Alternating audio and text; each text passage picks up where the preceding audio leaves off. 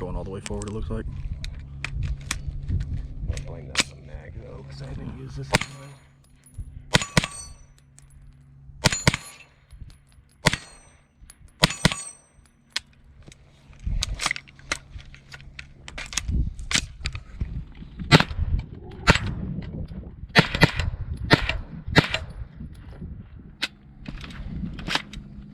It's actually empty now. Only lost like what, 5? Sometime this week they're making a third generation of this mag.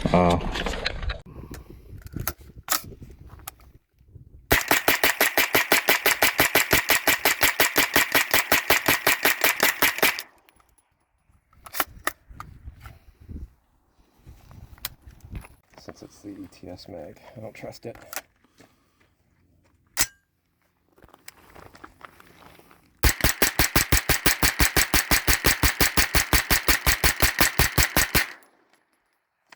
Holy shit, it actually worked. That was a whole mag? That didn't seem like 30, but yeah.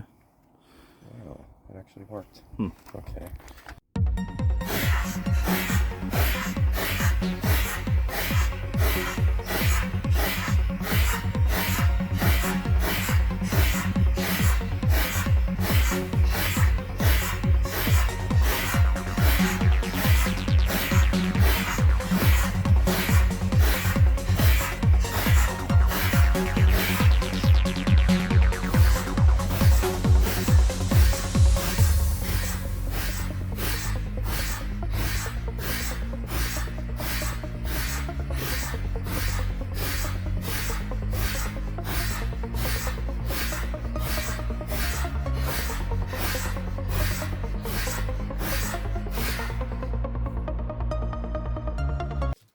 Viewers, RageQuid003. I've been doing some more testing with my Live Free Armory 9mm Challenger carbine.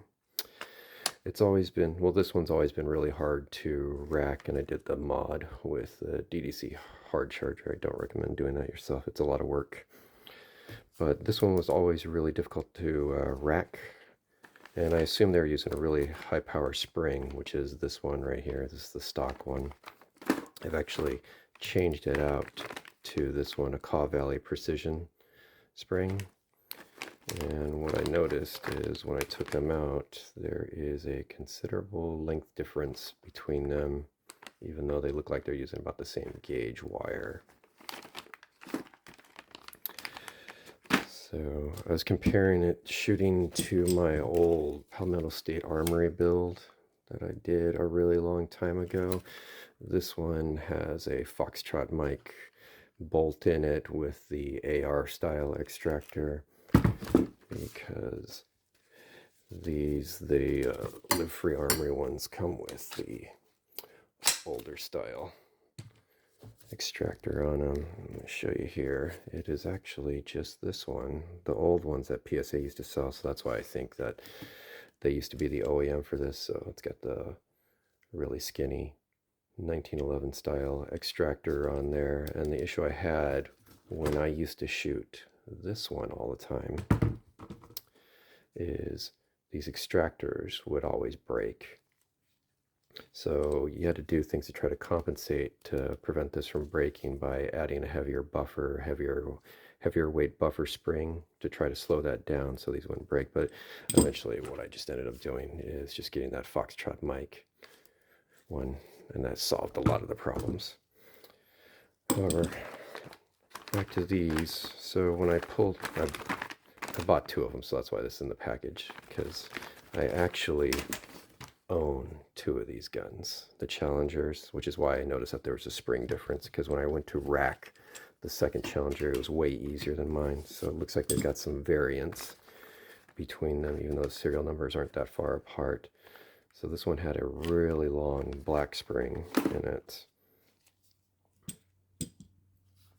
So I ended up swapping that out and testing it out in this video, and it works pretty well. Now on this one I did lots of old videos on. I have a flat wire spring from David Tubb in here, and it's really easy to rack and really soft shooting. Although this Caw Valley Precision spring worked out pretty well, as you see in the footage. Other thing, forgot to mention, this one I ended up switching to a 7-ounce buffer. Live Free Armory puts 6.5-ounce buffers in there, but like I was saying, they're using the same one. This is the same bolt that they had in here, and they weigh almost exactly the same. I assume there's like a really tiny difference in it. It's probably just the firing pin. The firing pins probably weigh slightly different, but other than that, they're the same thing. The other thing I showed in the video is the issues with my old ETS mags. So these are the old ones. These are the Gen 1 mags that I made a video for a long time ago, where I ended up switching out their new followers and putting Wolf extra power springs in here, and they still wouldn't run steel. I heard they updated it on the Gen 2 versions, which they have sales going on right now for these mags, for the Gen 2s to feed steel. I never bought those because I saw a video on it where just leaving the Gen 2s loaded, you would see the rims of the bullets actually gouging out the lips on the Gen 2 mags. However, I wanted to make note of this because tomorrow they're going to be releasing their Omega Gen 3 mags that have steel toppers on them. But yeah, I just use these as practice mags. I was out with the wife shooting, so. But of course, the OEM Glock mags work perfect. But yeah, I was surprised that this one actually ran without issue. I wasn't expecting that. And then these are just the bullets that I picked back up that I had to rack out.